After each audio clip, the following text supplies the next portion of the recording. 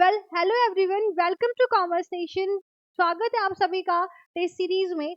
आज हम किस चीज से रिलेटेड टेस्ट सीरीज करने वाले हैं? तो आज हम मैक्रो इकोनॉमिक्स से रिलेटेड टेस्ट सीरीज करने वाले हैं। और अब आपके पास बहुत ही लिमिटेड टाइम बच गया है। आई थिंक कल ही आपका क्या है, कल बस आपका एग्जाम है, ठीक है। तो आज ये मैक्रो इकोनॉमिक्स का लास्ट सेशन होने वाला है और साथ ही साथ हम बहुत ज़्यादा वेल एक्सप्लेनेशन नहीं करेंगे, ठीक है, बहुत जल्दी करेंगे क्योंकि अब आपके पास टाइम बहुत कम रह गया है। अब आप जल्दी से सारी चीज़ को रिवीजन करो और एमसीक्यू प्रैक्टिस करो, ठीक है। तो चलिए जल्दी से स्टार्ट करते हैं।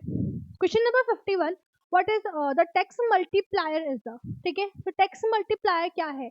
Change in equilibrium income divided by the change in government purchase, या change in equilibrium income divided by the change in taxes.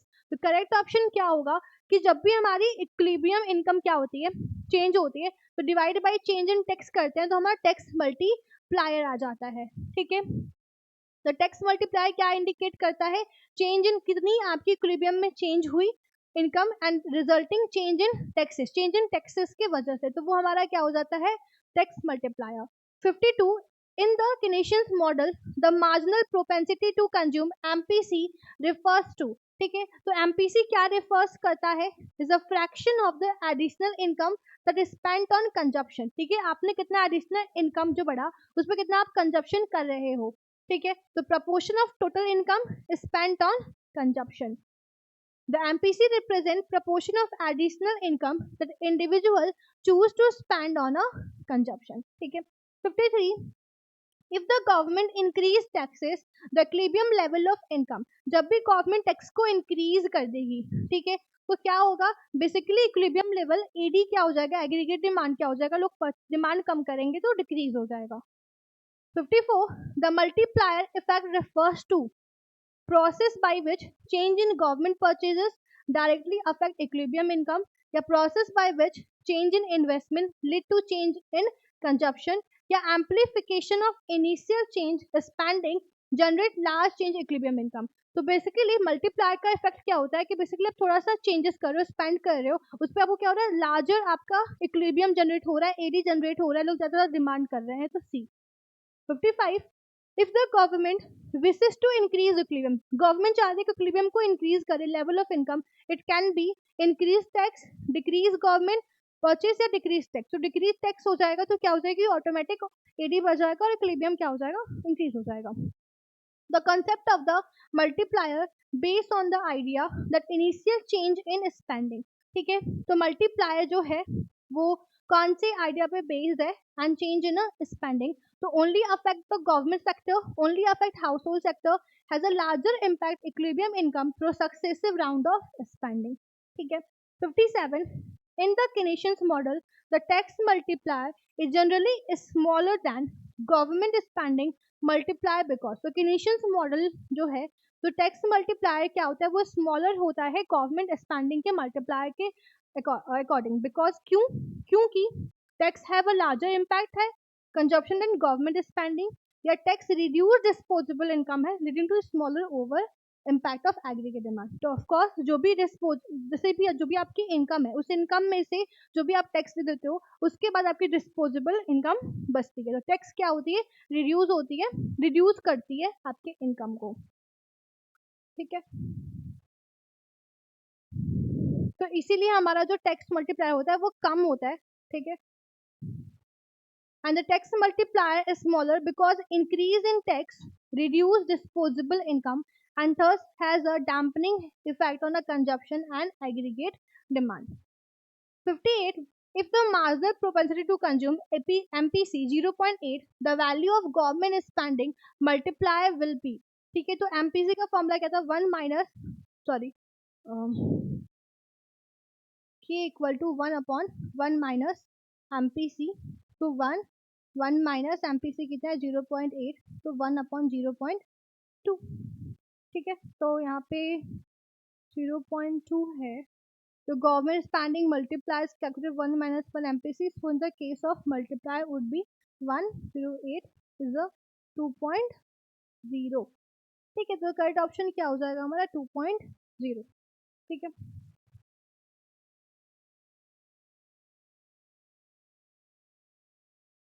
आगे 59, if the economy is in a recessionary gap, the government can use physical policy. recessionary gap को हम deflationary gap भी बोलते हैं, deflation बोलते हैं, ठीक है.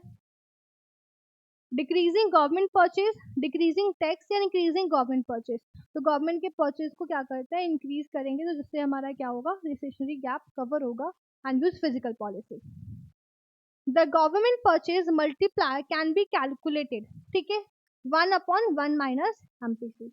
61. If the tax multiplier is 0.5 and the government is spending multiplier 2.0 and an increase in tax by rupees 1000 billion will, ठीक है, जो भी आपकी टैक्स मल्टीप्लाई है वो कितनी है, 0.5 है.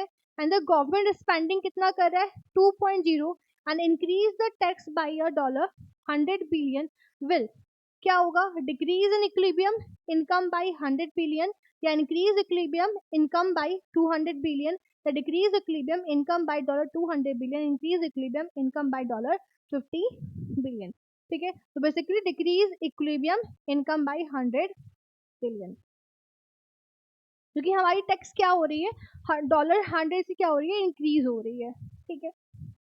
62. And increase in tax will lead to decrease in equilibrium level of income, ठीक है, जो भी हमारी क्या है टैक्स है वो इंक्रीज हो रही है, तो उससे क्या लीड हो रहा है कि जो भी इक्विलिब्रियम लेवल ऑफ इनकम है वो डिक्रीज होगा. टैक्स आपकी जैसे ही बढ़ जाएगी वैसे ही हमारा परचेजिंग क्या हो जाएगा, कम हो जाएगा, तो इक्विलिब्रियम लेवल ऑफ इनकम भी कम होगा. तो असर्शन यहाँ पे सही कह रहा है, ठीक है.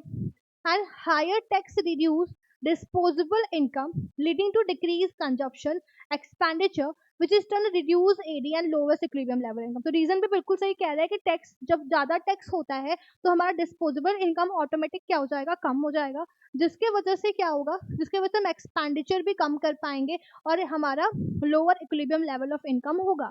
तो correct option is the A. What does the marginal efficiency of capital, कि जितना आप कैपिटल में चेंजेस करते हो तो कैपिटल में चेंजेस करने के बाद आपकी कितनी मार्जिनल आती है, वो वाली MPC कहलाती है. तो rate of return expected from a additional unit of capital. Which of the following factor affect MEC, ठीक है, तो क्या फैक्टर है, government physical policy, current market interest, consumer preference या लेबर फोर्स है. करेक्ट ऑप्शन है B. 65. What is the relationship between marginal efficiency capital and marginal efficiency investment? तो आप ध्यान से देखो, ऑप्शन क्या है, same concept, no. MEC higher, no. Is the MEC represent the cost of capital and MEI नहीं, ठीक है. MEI क्या रिप्रेजेंट करता है, डिमांड फॉर इन्वेस्टमेंट, बिल्कुल सही. MEC क्या रिप्रेजेंट करता है, supply of capital. Correct option है D. 66. If the marginal efficiency of investment MEI is a greater than MEC, what can be inferred, ठीक है. Investment is not a profitable, there is a shortage of capital, there is a economy in equilibrium, the capital is underutilized. तो question कह रहा है कि जो MEI है वो क्या है, मार्जिनल इफिशियंसी जो इन्वेस्टमेंट है वो ग्रेटर है किससे, MEC से, ठीक है. तो क्या होगा हमारा, there is a shortage of capital, क्यों, क्योंकि हमारा जो कैपिटल है वो क्या है, शॉर्टेज है, इसके वजह से MEI हमारा ज्यादा है. How does an increase uncertainty in the business environment typically affect the marginal efficiency of capital, ठीक है. अगर सर्टेन ही अनसर्टेन जो बिजनेस एनवायरमेंट है टिपिकली हमारा क्या अफेक्ट कर रहा है, मार्जिनल इफिशियंसी कैपिटल को, ठीक है. अनसर्टेनिटी इंक्रीज क्या, sorry, how does an increase uncertainty business environment, ठीक है. अनसर्टेन क्या हो गया, बिजनेस एनवायरमेंट हमारा इंक्रीज हो गया, तो टिपिकली क्या अफेक्ट पड़ेगा हमारी MEC पे, ठीक है, मार्जिनल एफिशिएंसी कैपिटल पे. तो इंक्रीज होगा, डिक्रीज होगा, रिमेन अनचेंज या नेगेटिव, तो क्या होगा, डिक्रीज होगा.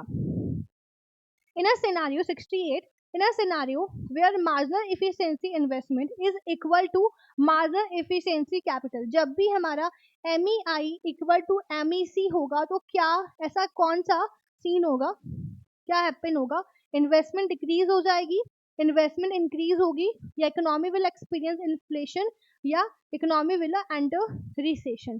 तो इन्वेस्टमेंट विल इंक्रीज.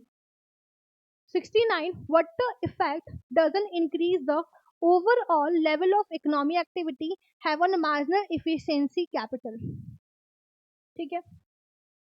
तो क्या इफेक्ट पड़ेगा जब ओवरऑल क्या होगा, इकोनॉमिक एक्टिविटी हमारी इंक्रीज होगी, तो हमारी एमईसी पे क्या इफेक्ट पड़ेगा, एमईसी राइज होगा, ठीक, या एमईसी फॉल होगा, एमईसी रिमेन कांस्टेंट होगा, नेगेटिव होगा। तो राइज होगा because of overall economic activity क्या हो रही है, यहाँ पे इंक्रीज हो रही है, ठीक है। 70 which of the following statement true regarding relationship MEC and the interest rate? तो क्या relationship है, in MEC and the interest rate always move in the same direction, या MEC interest rate are unrelated, या MEC and interest rate move in a opposite direction, so opposite direction.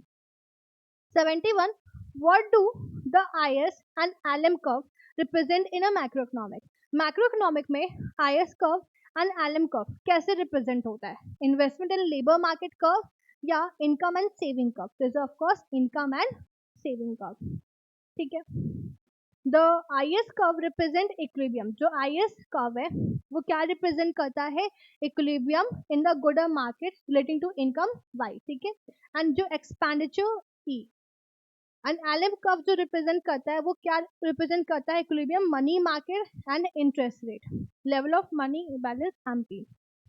72 an increase in government spending while holding other factor constant would cause the IS curve shift rightward, shift leftward, remain unchanged या first, the shift rightward, ठीक है।